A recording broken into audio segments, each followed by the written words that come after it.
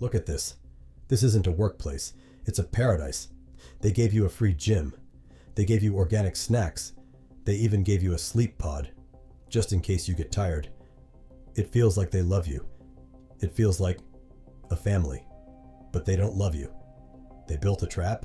They gave you free dinner so you'd never go home for it. They gave you a gym so you'd never leave the building. And they told you that you were changing human history so you wouldn't notice they were stealing your youth. Welcome to the most sophisticated psychological operation of the 21st century, the corporate brainwashing of Gen Z. For decades, corporations had a problem. Old school capitalism was dying. We grew up watching the 2008 financial crash, skyrocketing rent, and a completely broken economy. We became hyper-cynical. We hated corporate greed.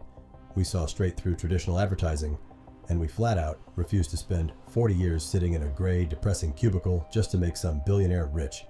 So, how do you exploit a generation that is completely immune to your old tricks? Simple.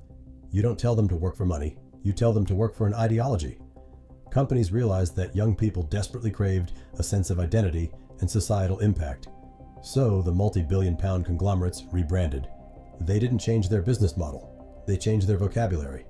Suddenly, you weren't an associate analyst processing spreadsheets for a venture capital firm. You were a global sustainability champion. You weren't selling software to insurance companies. You were revolutionizing digital connectedness. By turning a job into a mission, corporations pulled off the ultimate psychological heist. They made overwork feel like activism. If you log off at 5 p.m., you're not just leaving your desk. You're abandoning the cause. But wait, let's look at the law. If you live in the UK, the Qanun is incredibly strict. The working time regulations explicitly state that no company can force you to work more than 48 hours a week. It's illegal.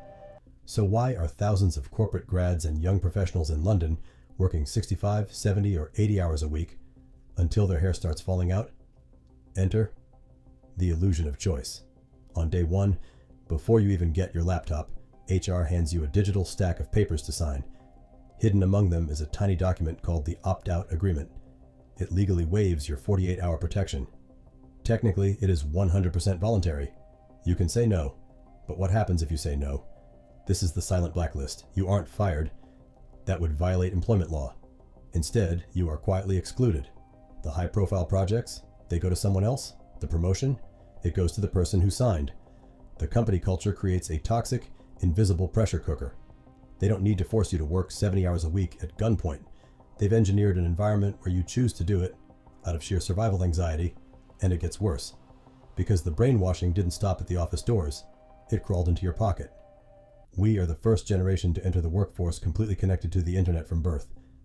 Corporations capitalized on this beautifully by destroying the boundary between work time and lifetime. They called it flexibility. With apps like Slack and Microsoft Teams installed on your personal smartphone, the office is no longer a place. It's a psychological state of mind. Think about the panic you feel when you hear that specific Slack notification sound at 9:30 p.m. on a Saturday. Your heart rate spikes. Your cortisol surges. You don't have to answer it legally, but your brain whispers, "If I don't answer this in 5 minutes, my boss will think I'm lazy. I'll look like I'm quiet quitting. I'll be replaced." You are trapped in a digital panopticon. You are working a 70-hour week not because you're sitting at a desk, but because your mind never actually leaves the office. You are giving them free psychological real estate, 24 hours a day, 365 days a year. Now, let's look at the absolute peak of this tragedy. Why do we accept it? Our parents worked hard, but they bought houses at age 25. They could support a family on a single income. We were promised that if we got the degrees, learned the tech skills, and sacrificed our mental health to these elite corporate entities, we would achieve financial freedom. But here's the hidden truth. You gave them your weekends. You gave them your sleep. You signed away your legal rights. You tolerated the toxic LinkedIn hustle culture posts. And what did you get in return? In cities like London, after paying a massive chunk of income tax and giving 50% of your remaining salary to a corporate landlord for a flat the size of a closet, you are still broke. The system didn't just brainwash you into working harder, it brainwashed you into accepting less for it. They paid you in espresso bars and company pride because they didn't want to pay you in actual money. The corporate brainwashing works because it relies on your fear of missing out, fear of failing, fear of being left behind by the algorithm of life. But the moment you realize that the oat milk lattes, the fancy job titles, and the midnight Slack messages are just a beautifully designed camouflage for old-fashioned exploitation, the spell breaks. You don't own the company.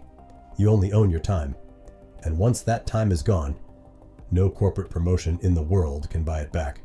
The next time they tell you they're changing the world, ask yourself one simple question. Are they changing the world, or are they just consuming yours?